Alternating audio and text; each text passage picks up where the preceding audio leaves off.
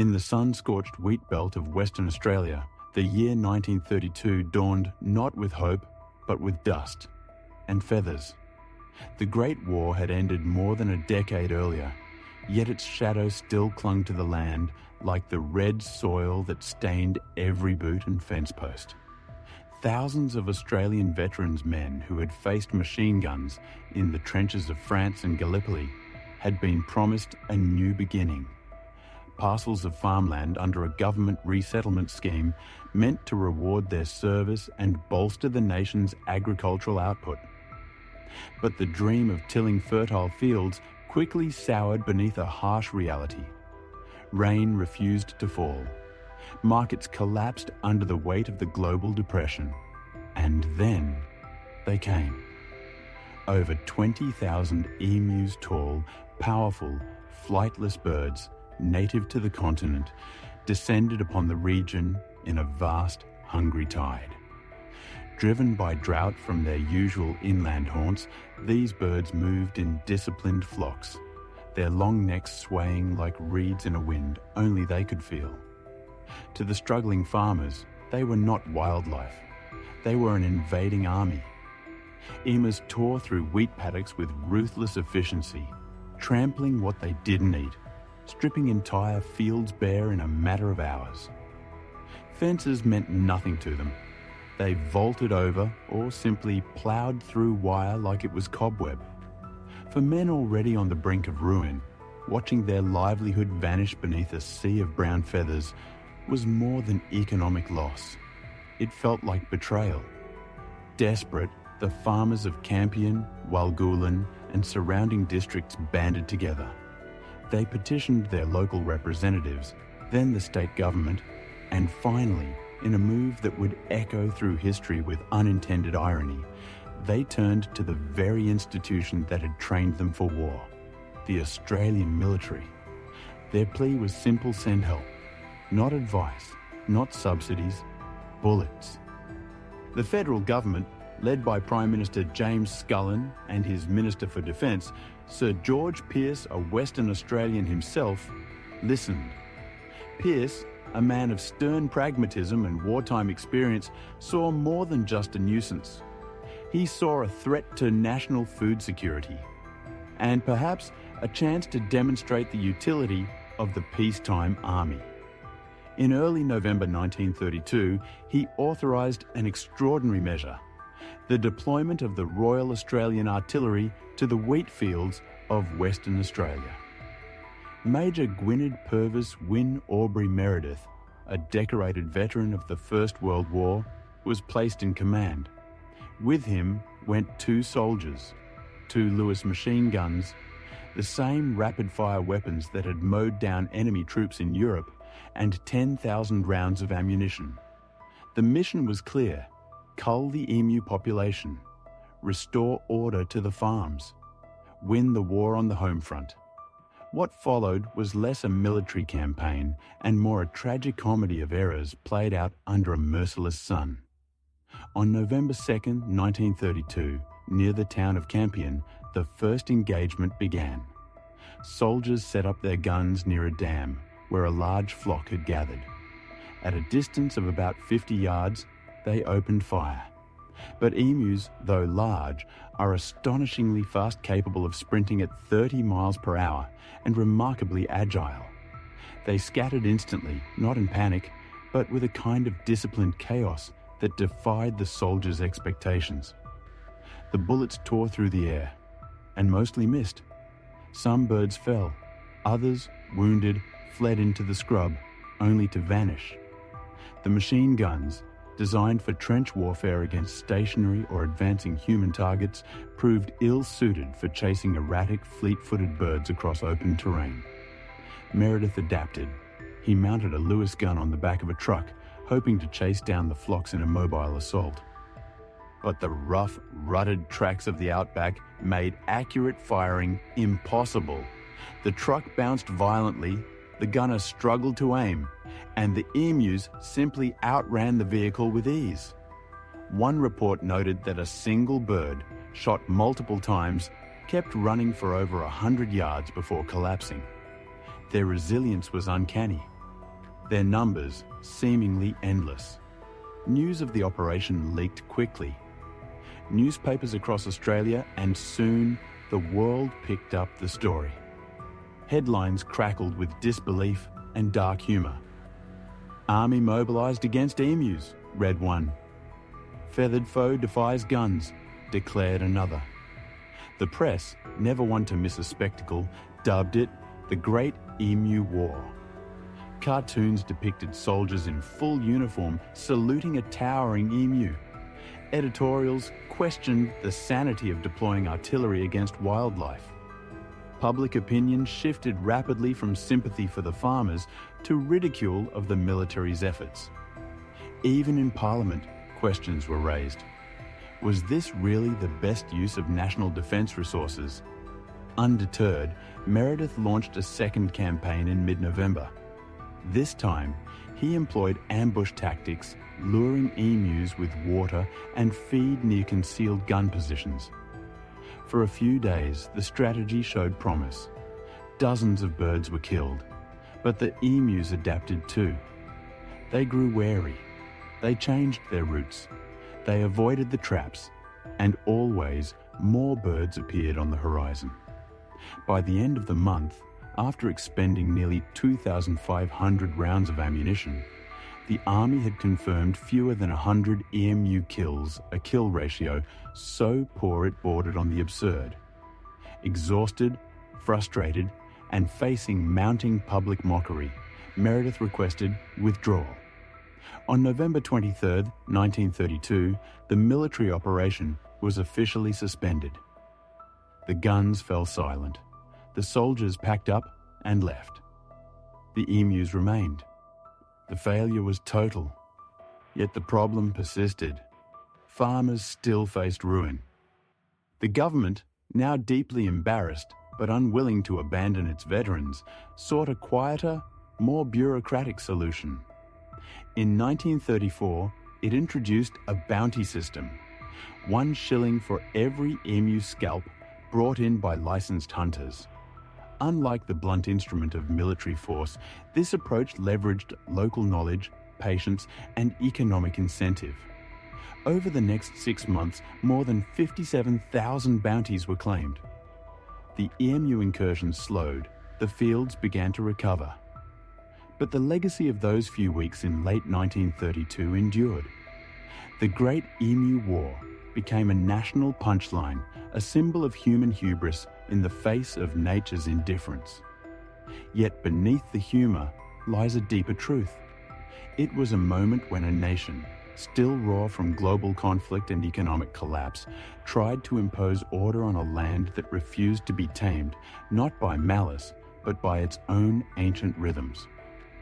The veterans had survived the Somme only to be undone by birds. The army, trained to conquer enemies, found itself outmaneuvered by creatures that asked for nothing but space to survive. And the emus? They never declared victory. They simply kept walking, across the plains, through the scrub, indifferent to history, to headlines, to the strange clattering machines that once tried to stop them. In the end, the war was never theirs to win or lose. It was always humanity's to understand. The emus did not vanish after the soldiers departed. They merely resumed their seasonal migrations, guided by instincts older than the Commonwealth itself. Yet for the farmers of Western Australia, the withdrawal of the military felt less like a retreat and more like abandonment. Their fields, already ravaged by drought and economic collapse, now bore the added stigma of national ridicule. Newspaper cartoons showed emus wearing medals. Radio comedians joked about feathered fascists and downy dictators. In pubs from Perth to Sydney, the phrase, "Don't send the army, send a scarecrow," became a punchline. But in the quiet hours before dawn, when the wind carried the low, guttural booming of emus across the paddocks, there was no laughter, only the gnawing fear that next season would be worse. The government, stung by the press and wary of further embarrassment, moved swiftly to reframe the narrative. Defence Minister Sir George Pearce, though privately frustrated by the operation's outcome, publicly emphasised the Army's diligent effort under difficult conditions. Official reports downplayed the kill count and stressed the logistical challenges of operating in remote terrain. Meanwhile, agricultural officials quietly shifted focus to non-military solutions. Better fencing designs, coordinated local culling groups, and, most significantly, the bounty system that would soon prove far more effective than any machine gun. Introduced in August 1934, the bounty offered 1 shilling per emu scalp, a modest sum, but meaningful in the depths of the Depression. Licensed hunters, many of them the very farmers who had once begged for military aid, took to the fields with rifles and patience. Unlike the artillerymen, they knew the land. They understood emu behaviour, their watering patterns, their flight responses, their tendency to travel in family groups. Over the next 6 months, more than 57,000 bounties were paid out. The emu population in the wheat belt declined noticeably. Crop losses dropped. Stability, fragile but real, returned. Yet the ethical unease lingered. Was it right to wage war, however symbolic, on a native species simply for surviving in its own habitat? Emus, after all, were not invasive pests like rabbits, which had been introduced by European settlers. They were an iconic part of Australia's natural heritage, featured on the national coat of arms alongside the kangaroo, both chosen for their inability to move backward, a symbol of national progress. To hunt them en masse, even in defence of livelihoods, felt to some like a betrayal of the land itself. This tension between human need and ecological integrity would echo through Australian policy for decades. The Emu War became a cautionary tale, not just about military overreach, but about the dangers of viewing nature as an enemy to be conquered rather than a system to be understood. In later years, conservationists would point to 1932 as a turning point. The moment Australia began, however clumsily, to reckon with the consequences of imposing European agricultural models on an ancient, arid continent that operated by different rules. Major Meredith, for his part, returned to his duties without public complaint. His service record noted the operation matter-of-factly, with no hint of irony. He would go on to serve again in the Second World War, this time in the Pacific, far from the dusty plains of Western Australia. He never spoke publicly about the emus. Perhaps he saw it as a footnote, a strange interlude in a long career. But history remembered differently. Internationally, the story took on a life of its own. British newspapers, still closely tied to the Empire, reported the affair with bemused detachment. American wire services turned it into a human interest oddity. Australia declares war on birds, read one headline in the New York Times. In diplomatic circles, it was whispered as an example of colonial eccentricity. Yet beneath the amusement lay a universal truth. When desperation meets bureaucracy, the results can be both tragic and absurd. Back in Campion, the farmers rebuilt. Some gave up and left, their dreams buried in the red earth. Others stayed, adapting their methods, planting drought-resistant strains, sharing emu-scaring techniques like hanging strips of tin that clattered in the wind. Slowly, a new relationship with the land emerged. Less about domination, more about coexistence. Fences grew taller, fields were rotated, and in some cases, farmers even left buffer zones of native scrub where emus could pass without entering crops. It wasn't peace exactly, but it was truce. Today, the Great Emu War is commemorated not with monuments, but with roadside signs, museum exhibits, and the occasional satirical documentary. School children learn it as a quirky footnote in Australian history. Yet for those who study it closely, it reveals profound layers. The psychological toll of post-war resettlement, the fragility of agrarian economies, the limits of technological solutions in complex ecosystems, and the enduring folly of underestimating nature. The emus, of course, remain. Over 700,000 of them roam Australia today, protected under federal law as a native species, though still subject to controlled culling in agricultural zones when populations surge. They appear on coins, in children's books, and in tourism campaigns. And every November, when the dry season peaks and flocks begin their inland movements, old-timers in Western Australia still glance toward the horizon, not with fear, but with a wry smile. They remember the guns that failed, the headlines that mocked, and the birds that simply kept walking, unhurried, unimpressed, and utterly indifferent to the wars men declare upon them. For in the end, the emus never sought conflict. They only sought water, grass, and space. And in a land as vast and ancient as Australia, perhaps that was the one thing even an army could not deny them. Yet the story does not end with symbolism or roadside signs. It lingers in policy, in memory, and in the very soil of Western Australia, where fragments of rusted fencing and the occasional spent cartridge, though never officially confirmed, are said to still turn up after heavy rains. More enduring than artifacts, however, is the question the Emu War quietly posed. When human ambition collides with the rhythms of nature, who truly holds the advantage?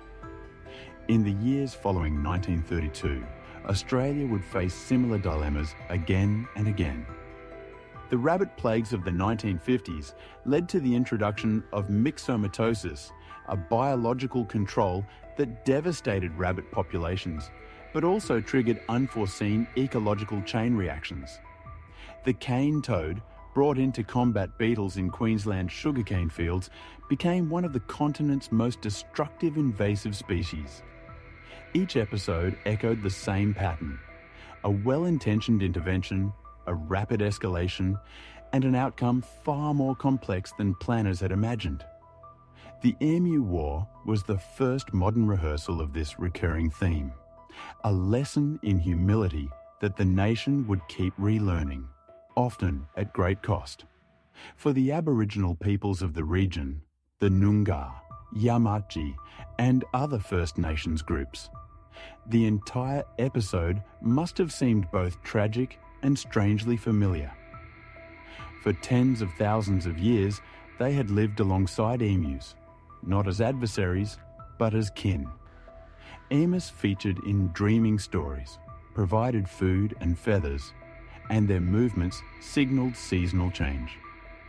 To see them hunted with machine guns by newcomers who barely understood the land must have been a profound dissonance. Yet their voices were absent from the official record of 1932, silenced by decades of dispossession and exclusion from political life. Only much later would historians begin to recover this perspective, recognizing that the true custodians of the land had long practiced a form of coexistence that required no bounties, no bullets, and no declarations of war. This absence underscores another layer of the Emu War's legacy. It was not just a clash between man and bird, but between two worldviews. One saw the land as a resource to be optimized, controlled, and defended. The other saw it as a web of relationships to be honored. In 1932, the former held all the power, the guns, the government, the headlines. But time, as it often does, has begun to rebalance the scales. Today, Indigenous land management practices are increasingly integrated into national conservation strategies. Cultural burning, seasonal harvesting, and wildlife corridors concepts, once dismissed as primitive, are now recognised as sophisticated, sustainable approaches honed over millennia. Even the military, in its own quiet way, absorbed the lesson. While no Australian soldier has faced emus in combat since, the principles of adaptability, local knowledge, and proportionality that the 1932 campaign so glaringly lacked have become central to modern defence doctrine, especially in peacekeeping and disaster relief operations. The Emu War is not taught in officer training as a model of success, but as a case study in what happens when force is applied without understanding. It is a reminder that the most formidable opponents are not always those with the largest armies, but those who move with the land itself. And the emus? They continue their ancient migrations, largely undisturbed. Though still occasionally culled under state permits during population surges, they are now protected under the Environment Protection and Biodiversity Conservation Act. Their image adorns the 50-cent coin. School children draw them in art class. Tourists photograph them from a respectful distance in national parks. They are no longer enemies of the state. They are icons of it. Yet every November, when the dry winds blow from the interior and flocks gather near the edges of farmland, old tensions can still flicker to life. A farmer might grumble about another emu problem.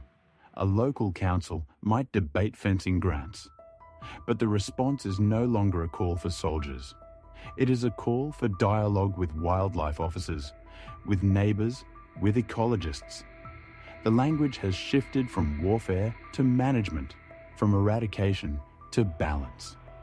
In this evolution lies the quiet redemption of the Great Emu War. Not in victory, but in learning. Not in conquest, but in correction. Australia did not win a war against emus in 1932. But in the decades that followed, it began to win something far more valuable. A deeper understanding of its own place within an ancient, resilient, and often unforgiving landscape. And so the emus walk on through wheat fields and wilderness alike, unhurried, unbothered, and utterly themselves. They do not remember the guns. They do not read the history books. They simply live, as they always have, in a land that belongs to no one, and to everyone. The echoes of those November days in 1932 stretch further than memory. They ripple through the very institutions that govern Australia's relationship with its environment. In the decades after the failed military campaign, a quiet bureaucratic revolution took root. The Department of Agriculture, once focused almost exclusively on maximising yield and expanding arable land, began to incorporate wildlife impact assessments into its planning. Regional pest management committees, comprising farmers, scientists, and local officials, replaced top-down directives with collaborative decision-making. The lesson was clear. Ecological problems cannot be solved by decree alone. They require patience, local insight, and a willingness to adapt. This shift was not immediate, nor was it universal. Resistance lingered, especially among those who saw any accommodation with wildlife as weakness, a betrayal of the settler ethos that had carved farms from wilderness. But the economics of failure were persuasive. Repeated crop losses, even with bounties in place, proved that eradication was neither feasible nor sustainable. By the 1950s, agricultural colleges in Western Australia began teaching integrated pest management, emphasising prevention over punishment. Students learned that a well-placed water trough away from crops could divert emus more effectively than 1,000 rounds of ammunition. They studied how emus avoided certain terrains, responded to visual stimuli, and moved in predictable seasonal corridors. Knowledge, not firepower, became the new weapon. Meanwhile, the cultural legacy of the Emu War deepened.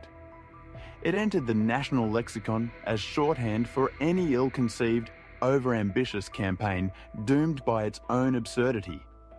Politicians accused of grandstanding were warned not to start another Emu War. Corporate leaders launching doomed products were said to be fighting emus with machine guns. The phrase became a self-deprecating emblem of Australian pragmatism, the ability to laugh at one's own missteps while quietly fixing them. This humour was not dismissal, it was resilience. It allowed the nation to acknowledge failure without shame and to move forward without pretense. Yet beneath the jokes, a more serious reckoning unfolded. Historians in the late 20th century began to re-examine the event not as farce, but as tragedy wrapped in irony. They highlighted the human cost, the veterans driven off their land not by birds, but by a system that gave them tools for war, but none for farming in a fragile ecosystem. They noted the environmental cost, the disruption of native species interactions when large-scale culling altered predator-prey dynamics. And they underscored the colonial mindset that viewed the Australian interior as empty, waiting to be filled, ignoring the fact that it was already full, just not with what Europeans expected. This re-evaluation coincided with a broader national conversation about identity. As Australia moved away from its imperial past and toward a more independent, multicultural future, stories like the Emu War offered a uniquely Australian narrative, one that blended humour, hardship, and humility. It was a story that could not have happened anywhere else, precisely because it emerged from the collision of imported expectations and an ancient, indifferent land. Today, the site near Campion, where Major Meredith first set up his machine guns, is unmarked, overgrown with saltbush and spear grass. There are no plaques, no reenactments, no tourist kiosks selling "I survived the Emu War" t-shirts. Though such merchandise does exist online, ironically enough. But for those who know where to look, the landscape itself tells the story. The soil still bears the faint traces of old furrows. The wind still carries the same dry whisper it did in 1932. And every few years, during drought, a large flock of emus will pass through the area, moving with the same quiet purpose they always have. In 2012, on the 80th anniversary of the operation, the National Archives of Australia released declassified military reports from the campaign. The documents, dry, precise, and unintentionally comical, sparked renewed public interest. School teachers used them to discuss media literacy and historical bias. Podcasters dramatised the events with sound effects and deadpan narration. And in Western Australia, a group of artists erected a temporary installation. A single Lewis gun, made of driftwood and chicken wire, pointed skyward, surrounded by 20,000 paper emus fluttering in the breeze. It stood for 3 days before the wind scattered it, a fitting metaphor, many said, for the futility of trying to impose order on chaos. The Australian Defence Force, for its part, has never officially commemorated the Emu War. Yet in informal circles, it is remembered with wry affection. Recruits are sometimes told the story during field exercises as a reminder that terrain, weather, and the unexpected can defeat even the best equipped force. If the emus could outmaneuver us, goes the saying, imagine what a real enemy could do. But perhaps the most enduring testament to the episode is its absence from modern crisis response. When, in 2019, kangaroo populations surged near agricultural zones in New South Wales, the government did not call in the army. It convened ecologists, funded fertility control research, and worked with landholders on non-lethal deterrence. When feral camels threatened remote communities during the 2020 bushfires, aerial culling was conducted, but only after extensive consultation, environmental review, and clear justification. The ghost of 1932 looms large in these decisions, not as a punchline, but as a caution. For the emus, time moves differently. They do not mark anniversaries. They do not hold grudges. They simply exist as they have for over 80 million years, surviving ice ages, megafauna extinctions, and the arrival of humans. Their resilience is not defiance, it is adaptation. And in that, they offer a silent lesson to all who would seek to control the natural world. You may bring your guns, your laws, your plans, but the land will decide what endures. And so, under the wide Australian sky, where the sun bleaches memory and the wind erases footprints, the Great Emu War remains not a battle won or lost, but a mirror held up to human ambition. In its reflection, we see not just a failed military operation, but a timeless truth, that the greatest victories are often those in which no shots are fired, and the only thing conquered is our own arrogance. The emus walk on, and the land remembers. The story, in its fullness, cannot be confined to 1932 or even to Australia.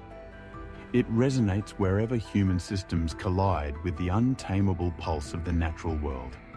In Kenya, farmers now use beehive fences to deter elephants, learning that coexistence is more sustainable than conflict. In Norway, reindeer migration routes are protected by law, with roads rerouted and railways elevated to allow passage. These are not acts of surrender, but of strategy born from the same hard-won wisdom that followed the emu's silent triumph. And yet, the temptation to dominate persists. In an age of drones, gene editing, and artificial intelligence, the tools have changed, but the impulse remains. When locust swarms threatened East Africa in 2020, some proposed aerial pesticide campaigns that risked poisoning entire ecosystems. When urban coyotes appear in American suburbs, calls for lethal control often drown out calls for education and habitat management. The ghost of the Lewis gun still haunts our responses to nature's disruptions, quick, forceful, and rarely reflective. But the emus offer an alternative model, one of persistence without aggression, movement without malice, survival without conquest. They do not seek to overthrow human order. They simply move through it, adapting as they go. In a world increasingly defined by climate chaos, species displacement, and resource scarcity, their way may be the only one that endures. Back in Western Australia, a new generation of farmers is emerging, many of them descendants of the original soldier settlers. They farm with solar-powered sensors, satellite imagery, and soil microbiology reports on their phones. Yet they also keep handwritten journals noting bird movements, cloud formations, and the flowering of native wattles. They know that data alone cannot predict a drought, but the behaviour of emus might. In this fusion of ancient observation and modern science, the legacy of 1932 finds its quiet resolution. There will be no grand monument to the Great Emu War, no national holiday, no solemn wreath-laying at dawn. And perhaps that is as it should be. Some lessons are not meant to be celebrated, but to be lived, to be carried forward in the way we plant our fields, fence our paddocks, and listen to the land. For in the end, the war was never really about emus. It was about humility, and the long, slow journey toward understanding that we do not own the earth, we merely pass through it, as the emus always have. The final word on the Great Emu War belongs not to generals, politicians, or even historians, but to the land itself. Across the wheat belt of Western Australia, where red dust meets endless sky, the cycles continue. Rain falls, or it doesn't. Crops rise, or they wither. Emus come, and they go. And in that rhythm ancient, indifferent, and unbroken lies the quiet verdict on all human attempts to command nature. Today, if you stand near the old farming districts of Walgoolan or Campion at dawn, you might see a lone emu silhouetted against the rising sun. It will not flee at your approach. It will watch you, head tilted, eyes sharp with a knowing that predates nations, wars, and even the concept of borders. And in that gaze, there is no malice, only the calm certainty of a creature that has outlasted empires. The guns are gone, the headlines have faded, but the lesson remains, written not in stone, but in the wind, the soil, and the steady footsteps of birds who never asked for war, and never needed to win it, for they were always home.